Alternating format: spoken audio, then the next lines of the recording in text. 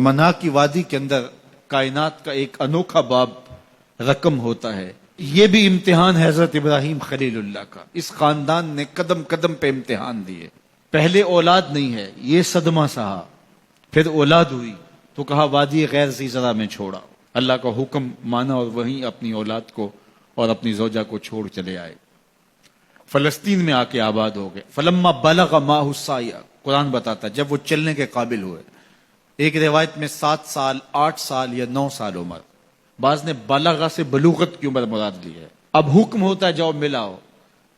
لیکن یار میں جدہ گیا تو وہاں ایک دوست کے ہاں ٹھہرا، تو اس گھر کے اندر کھلونوں کی بوریاں تھیں. تو میں نے اس کو کہا کہ آپ یہ کوئی کاروبار کرتے ہیں؟ تو اس کا دوست بھی تھا ساتھ. تو وہ مسکرا کے کہنے لگا کہ یہ کاروبار نہیں کرتا، بڑی دیر کے بعد اللہ نے اس کو بیٹا دیا ہے. تو اب یہ پاکستان جا رہا ہے، تو جب بھی بازار جاتا ہے 10-20 کھلونے خرید لاتا ہے. تو یہ کتنی بوریاں کھلونوں کی بھر گئی ہیں، تو یہ بک کروائے گا، ایسے تو نہیں اتنے جا سکتے. تو یار اتنے عرصے کے بعد بیٹا ہوا اور باپ ملنے جا رہا ہے، تو اس نے کھلونے جمع کیے. لیکن یہ کیسا باپ ہے جس کو حکم ہوتا ہے اتنے طویل عرصے کے بعد بیٹے کو ملنے جا رہے ہو، ایک چھری لے لو، ایک رسی لے لو. یار ان کے نام باقی ہیں تو یوں ہی باقی نہیں ہیں. امتحان کتنے بڑے تھے. کہا جاؤ، لیکن ہاتھ میں رسی لے جاؤ، ہاتھ میں چھری لے جاؤ. حضرت خلیل اللہ پہنچتے ہیں، اپنی زوجہ سے ملے اور کہا بیٹے کو تیار کر دو، دوست کی دعوت پہ جانا ہے. مانگ سجا دی جاتی ہے، بیٹے کو نئے کپڑے پہنا دیے جاتے ہیں. اللہ اکبر. بیٹے کو لے کر نکلے.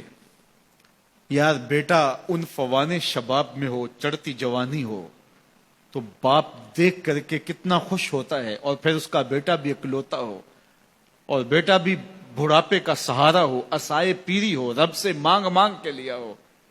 اور پھر بیٹا بھی وہ جس کی پیشانی میں محمد کا نور چمک رہا ہے. ایسا بیٹا تو چہرے کی بلائیں لینے کو جی چاہتا ہے.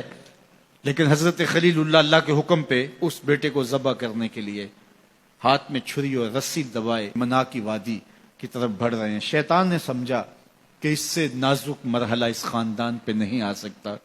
حضرت حاجرہ کے پاس پہنچا. پتہ ہے شہزادے کدھر گئے ہیں؟ کہا ان کے باپ لے گئے ہیں دوست سے ملاقات کروانے کے لیے. کہا نہیں، وہ ان کو ذبح کرنا چاہتے ہیں. کہا سوچ کے بات کر، وہ باپ ہے ذبح کرے گا؟ کبھی باپ بھی بیٹے کو ذبح کرتا ہے اور بے قصور ذبح کرے گا؟ میں جانتی ہوں کتنی آہ سحرگاہی کا نتیجہ ہے وہ بیٹا. اللہ سے کتنی رو رو کے دعائیں مانگی اور وہ فرزند ملا. کہا وہ اللہ کا حکم سمجھتے ہیں. تو حضرت حاجرہ نے کہا ظالم تو کہیں شیطان تو نہیں؟ اگر رب کا حکم ہے میری گود میں ایک اسماعیل ہے، کاش 1000 اسماعیل ہوتا، راہ خدا میں قربان کر دیتی.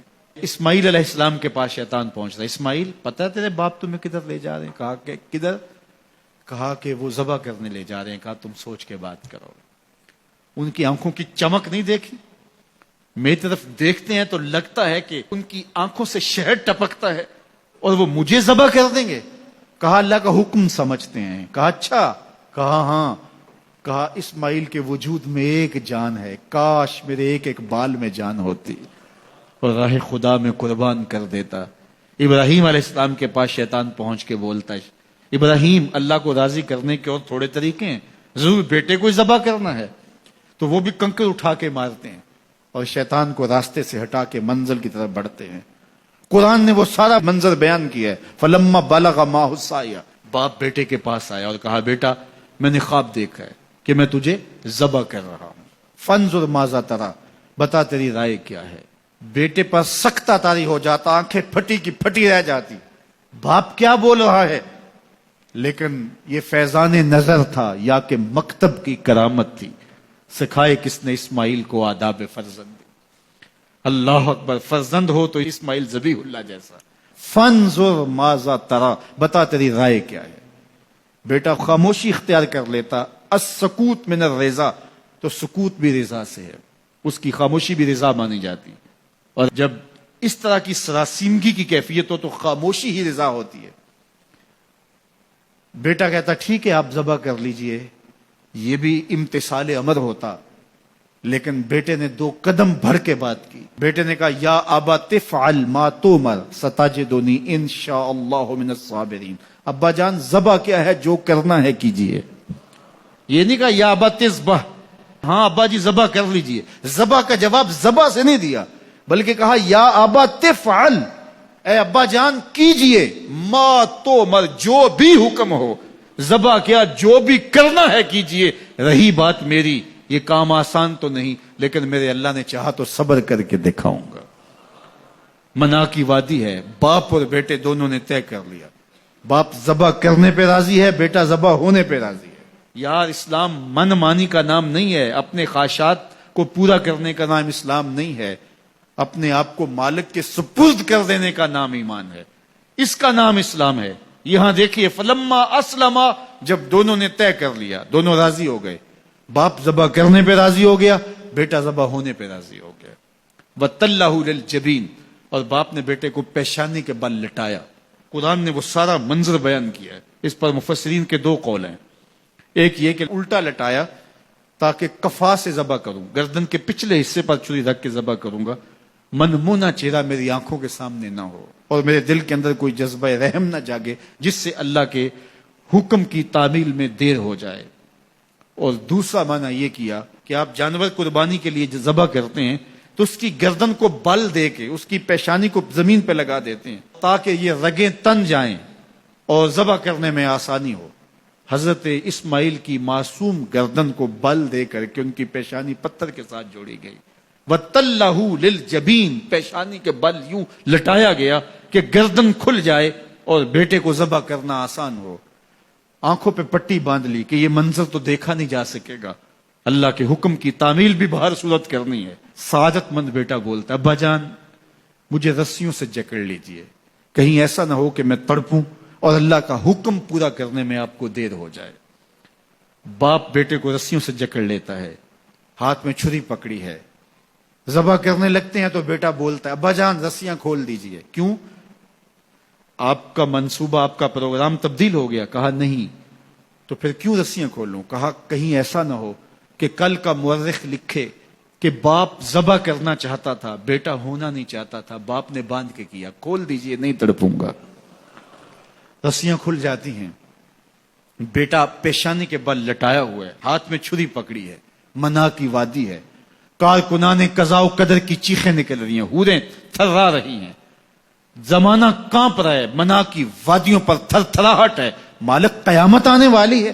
فرشتے بھی پوچھ رہے ہیں کہ مالک کیا ہونے والا ہے.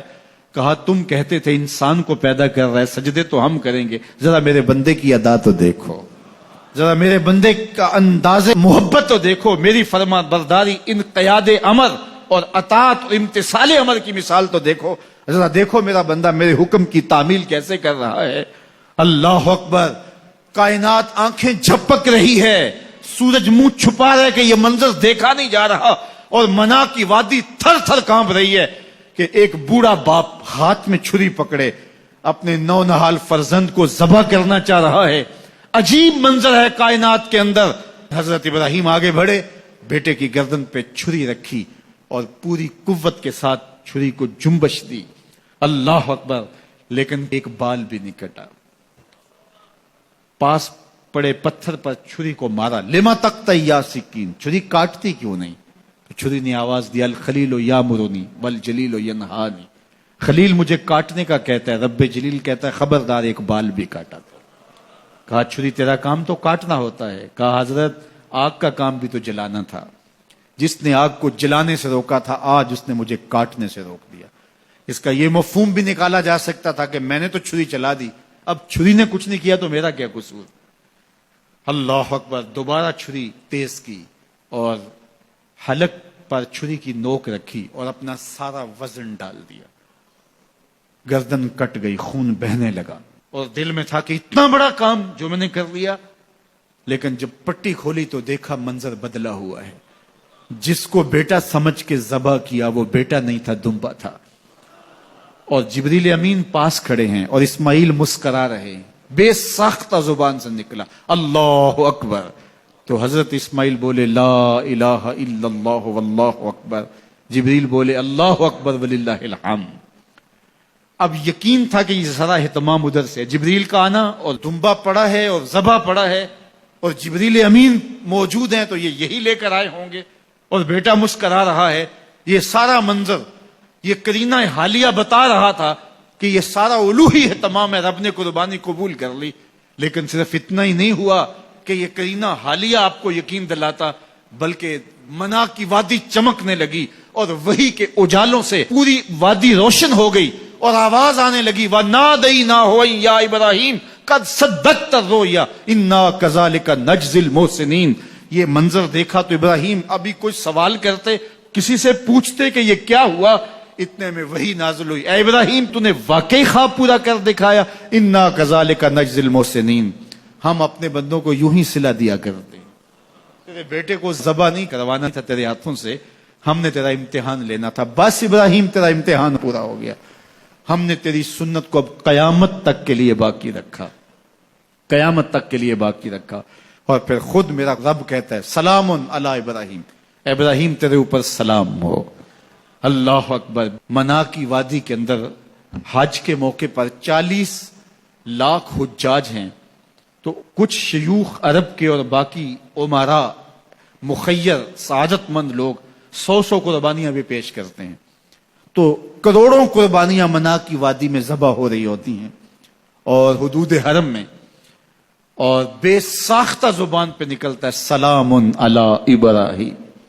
ہر سال یہ شور و غوغا ہوتا ہے کہ اس مرتبہ قربانی بہت مہنگی ہے، شاید زیادہ لوگ قربانی نہیں کر پائیں گے، لیکن جو ہی موسم قربانی کا آتا ہے گلیوں اور بازاروں کے اندر جانور گھوم رہے ہوتے ہیں اور ان کو دیکھ کے بے ساختہ زبان پہ آتا ہے سلام علی ابراہیم، ابراہیم تیرے اوپر سلام۔ تو یہ کتنا بڑا امتحان تھا، کتنی بڑی آزمائش تھی، لیکن اس آزمائش سے سرخرو نکلے، نمبر بھی پورے 100 حاصل کیے، کامیاب اور بامراد اور کامگار ہوئے۔ آج ہمیں اس سنت کو باقی رکھ کر کے ہمیں وہ یاد تازہ کی جا رہی ہے کہ میرے ایسے بندے کہ جو میرے حکم پہ اپنی سب سے عزیز چیز بھی قربان کرنے سے گریز نہیں کیا کرتے۔ ہمارے ایک بزرگ فرمایا کرتے تھے کہ ہر بندے کا ایک اسماعیل ہوتا ہے، جب تک وہ اپنے اسماعیل کی گردن پہ چھری نہیں رکھتا رب کا قرب نصیب نہیں ہوتا۔